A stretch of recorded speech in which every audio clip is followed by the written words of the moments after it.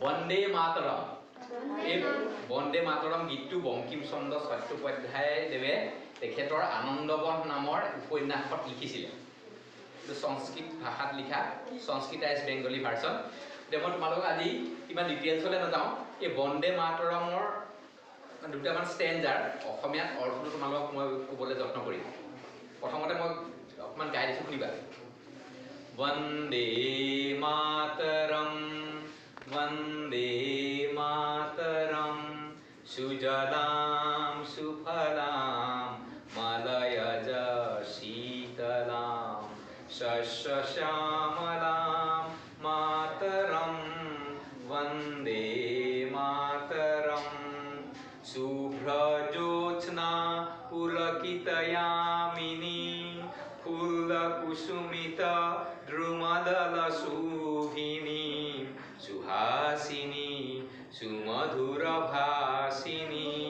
सुखदां वरदां मातरं वन्दे मातरं আৰু বেলেগ বেলেগ সুৰটো গায় এতিয়া অৰ্থটোলৈ চাওঁ যে বন্দে মাতৰম বন্দে মানে বন্দনা কৰোঁ নমস্কাৰ কৰোঁ সেৱা কৰোঁ এনেকুৱা অৰ্থ বুজায় মাতৰম মানে মাতৃ মানে কাক নমস্কাৰ কৰোঁ বা বন্দনা কৰোঁ বুজাইছে মাতৃ মাতৃ মানে স্বদেশক এতিয়া স্বদেশ আমাৰ ভাৰত মাতৃৰ কথা কৈছে কি কৈছে সুজলাম জল মানে পানী সুফলাম ফল মানে ফল মানে যাৰ পানী শীতল সুস্বাদু মিঠা যাৰ ফল কেনেকুৱা সুস্বাদু মিঠা বুজি পাইছেনে সুজলাম মানে সু মানে ভাল যাৰ পানীখিনি খুব ভাল মানে কি শীতল পানী মিঠা পানী হয় নহয় সুফলাম যাৰ ফলবিলাক স্বাস্থ্যকৰ সুস্বাদু হয় নহয় সুজলাম সুফলাম মলয় অজ শীতলাম মলয় বুলি এটা পৰ্বত আছে দক্ষিণ ভাৰতত তাত খুব চন্দন কাঠ থাকে এতিয়া চন্দন কোমল শীতল হয় নহয় তাৰমানে এইটো বুজাইছে যে মলয় পৰ্বতৰ চন্দন কাঠ থকা সেই মৃদু বায়ু য'ত বয় মানে য'ত শীতল বায়ু বয় বুজি পাইছানে সুজলাম সুফলাম মলয় অজ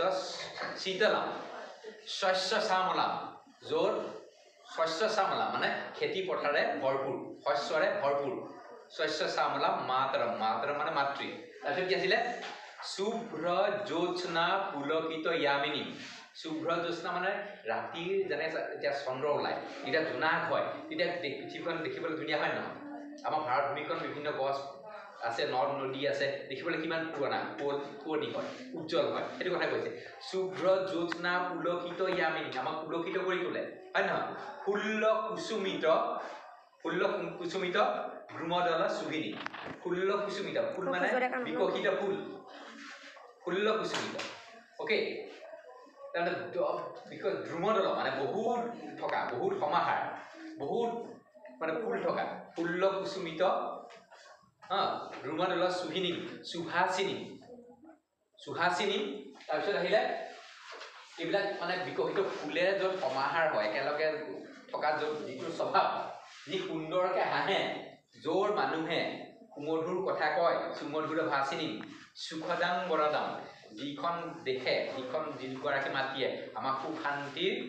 সুশান্তি প্ৰদান কৰে আৰু যি বৰদান দিয়ে যি আশীষ নিৰ্মালে দিয়ে সেইগৰাকী মাতৃক মই বন্দনা কৰোঁ মই পূজা কৰোঁ মই অৰ্চনা কৰোঁ সেইটোৱে এইখিনিলৈকে তোমাক কৈছোঁ যে বন্দে মাতৰমৰ এইখিনিলৈকে অৰ্থ লিখিছোঁ বন্দে মাতৰম মানে মোৰ মাতৃক বন্দনা কৰোঁ ঠিক আছে অ'কে